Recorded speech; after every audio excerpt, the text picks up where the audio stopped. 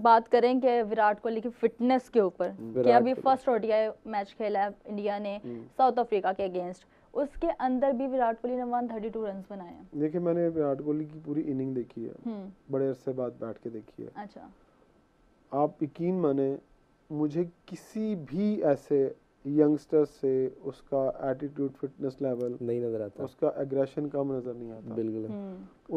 वो कुछ शॉट ऐसे हैं जो सिर्फ कोहली मेड है। उसने खुद ये बात वो कुछ ऐसे शॉट है सिर्फ वो कोहली मार सकता है, दुनिया में कोई बंदा नहीं मार सकता। अगर कोई बंदा कमिट कर जाता है ना, मैं टेक्निकली जो क्रिकेट देख रहे हैं, सुन रहे हैं, जो बंदा टेक्निकली कमिट कर जाता है कि वो अगले कदम पे चला गया और बॉल और दूर गिर गया, उस बंदे के पास उसकी जो कलाई है उसमें ऐसा आर्ट है कि उस शॉट को भी प्रॉपर खेल सकता है। वरना कमिट किए हुए शॉट को उसके अंदर बचना, या तो बच सकते हैं आप, डक कर सकते हैं, अगर आपने कमिटेड शॉट मारा तो हाफ शॉट लगेगा, आप आउट होंगे, बट वो बंदा फिर भी उस बॉल को रोल कर जाता है, वो फुल शॉट खेलता है, वो पूरा शॉट खेलता है। मैंने 2-3 शॉट उसके देखे उसे जो कवर और पॉइंट में मारे हैं, एक्स्ट्रा कवर मारे हैं, मैंने कहा यार कमिट कर गया था, बॉल दूर गिर गया, ये किसने मार गया। यानी कोहली जो है ना वो इस टाइम अपने फुल पीक, उसके अंदर ना एक कंप्यूटर फिट है। एग्जैक्टली। उसने ये बात कल, मुझे जो अच्छी बात लगी ना, इनिंग तो खैर बहुत ज़बरदस्त थी, जितनी तारीफ करें कम है। और उससे मेरे मतलब जब कोई इस लेवल पे प्लेयर आ जाता है ना और वो ऐसा खेलता है तो वो एक आम चीज़ बन जाती है। उसने अपना एक ऑरा सेट कर लिया है ना अब। लेकिन उसकी बात आप देखें यार कि वो बंदा कल भी फिटनेस पे बात कर रहा था, अपनी फिटनेस पे वो बात कर रहा था।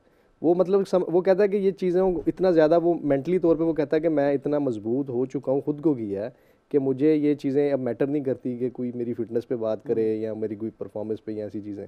सो वो अब दिमागी तौर पे वो इतना मैच्योर हो चुका है, गेम उसने इतनी बारीक बीनी से देख ली है, और उसको क्या कहते हैं, उसकी प्रैक्टिस और हर चीज़ में वो बंदा आगे निकल गया, और उस परफॉर्मेंस बाकी उसकी बोलती है, और खिलाड़ी की परफॉर्मेंस ही होती है। तो और मेरे ख्याल में ये उसने, बल्कि शर्मा को भी थोड़ा वो अंडररेट कर जाते हैं मेरे ख्याल। रोहित ने भी कल अच्छा खेला है, और दोनों ने बीसीसीआई को, हाँ उन्होंने 50 की है। रोहित शर्मा ने आई थिंक 70 प्लस रन, नहीं 57 आई गेस बनाए हैं। हाँ, और 48 आई थिंक 50 थी। उससे भी बड़े जोर, 2-3 शॉट उसके देखे हैं, बड़ी जोर से शॉट मारे इंडियन क्रिकेट। हाँ वो शर्मा देखे ना, प्रॉपर जो ओपनर का एक जो रोल है, 100 प्लस उनकी आई थिंक पार्टनरशिप गई है। अच्छा स्टार्ट उन्होंने इंडिया को दिया। दोनों का मैं पार्टनरशिप में देख रहा था, 120 प्लस था, 120 प्लस।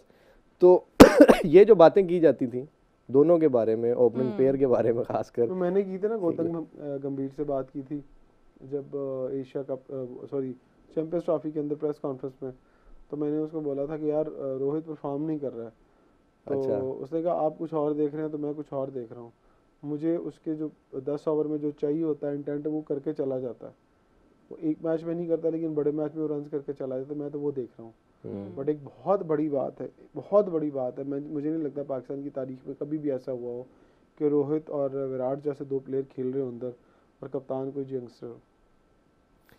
इंडिया कर रहा है अब तजर्बा, उन्होंने ये सीखा है, ऑस्ट्रेलिया से सीखा है, न्यूजीलैंड, उन्होंने साउथ अफ्रीका से सीखा, साउथ अफ्रीका ने अभी एक्सपेरिमेंट ये किए हैं। इससे पहले ऑस्ट्रेलिया के क्रेडिट पे माइकल क्लार्क टाइप लोग। स्मिथ को जब उन्होंने लेफ्ट हैंड बैट्समैन को कैप्टन बनाया था, तो उसमें सारी उनकी टॉप सीनियर मैनेजमेंट खेल रही थी, तो स्मिथ अंडर 19 अभी खेल के ही आया था 1 साल पहले, तो उन्होंने उसको कप्तान बना दिया था। उसके नीचे जॉक कैलिस टाइप बंदे, मार्क बाउचर टाइप बंदे, उसके ग्रेम स्मिथ की बात कर रहे हैं। यस, ग्रेम स्मिथ की उनका ओपनर थे। अच्छा, एक नीचे कमेंट है, BCCI requested Virat Kohli to return to test cricket but Kohli refused. नहीं, ऐसा कुछ ऑफिशियल नहीं है। अच्छा, ये सारे रूमर्स हैं, ऐसा कुछ नहीं है। चलें भाई वंश, ऐसा कुछ भी ऑफिशियल नहीं है, ये सब रूमर्स हैं, हम आपको भी क्लैरिटी देते थे। तो आप क्या कहेंगे, विराट कोहली आपका तो बहुत फेवरेट है, उसने सेंचुरी वापस से मार दी है भाई, इसकी सेंचुरी 50 से ज़्यादा हो चुकी है। अच्छा, 50 सेकंड कल थी, 52 हो गई है। अच्छा भाई वाह। इसकी परफॉर्मेंस और ओवरऑल 80 बाबर की तरह गायब रही है। 83 हो गई है टोटल उनकी ऑल फॉर्मेट्स में। आई थिंक 17 का 17 का फर्क रह गया तेंदुलकर को टच करने में। तो अब हम लोगों ने जितनी अपनी टीम के साथ एक्सपेरिमेंट्स करने थे, जो उनसे प्लेयर को जहाँ जहाँ आजमाना था, हम लोगों ने सारे एक्सपेरिमेंट्स करके देख लिए हैं। अब 2026 शुरू होते ही बिल्कुल ही स्टार्टिंग में सेकंड मंथ के अंदर हमारा वर्ल्ड कप स्टार्ट हो जाएगा, तो क्या देख रहे हैं कि हम लोग इस तरह से परफॉर्म करेंगे इस टीम के साथ? नहीं, इसीलिए तो मैंने पहली बात की ना कि आपके पास 6 मैचेस हैं, उसमें ऑस्ट्रेलिया भी आपके साथ है, वो भी वर्ल्ड इवेंट का प्रैक्टिस खेलने, प्रैक्टिस एक ट्राई नेशन, सॉरी अपना श्रीलंका के साथ है 3 और श्रीलंका के साथ आपको एडवांटेज है कि आप वहाँ की कंडीशंस का आपको यहाँ खेलने आ रही है, उसने भी सीखना है भाई, उन्होंने भी एडजस्ट होना है एनवायरनमेंट में, उन्होंने सीखना है। पाकिस्तान वो आगे आएंगे पाकिस्तान में। Environment adjustment. लेकिन हम जो आप बात कर रहे थे ना, हम बड़ी टीम के साथ नहीं खेले कोई, हमें चलो 3 मैचेस मिलेंगे ऑस्ट्रेलिया का मूड जांचने का, समझ रहे हैं, कुछ होता है ना अंडरस्टैंडिंग, मतलब मैं समझ रहा हूँ होगा क्या, ये भी मैं समझ रहा हूँ। तो वो आगे इवेंट में वो काम आएगा। अब बात फिर वही है कि इनकी ज़हनी सलाहियत क्या है, ये कितना सीखते हैं। बेसिक चीज़ तो ये है कि आप सीखते कितना है।